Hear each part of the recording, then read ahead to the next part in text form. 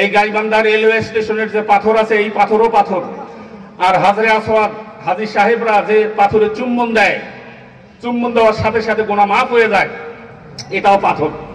ওই পাথরে চুম্বন দিলে গুনাহ মাফ হয়, গাইবান্ধা রেলওয়ে স্টেশনের পাথরে চুমু দিলে পেশাবের গন্ধ পাওয়া যায়, ঠিক না বেঠিক?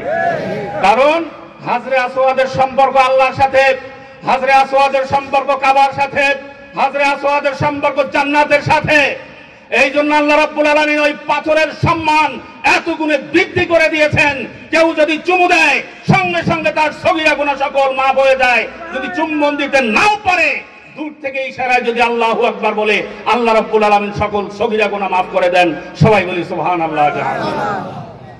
আর গাইবান্ধা রেলওয়ে স্টেশনের পাথর সম্পর্ক আল্লাহর সঙ্গে নাই, ভালো লোকের সঙ্গে নাই, আলেমের সঙ্গে নাই, মসজিদের সঙ্গে নাই, মাদ্রাসার সঙ্গে নাই।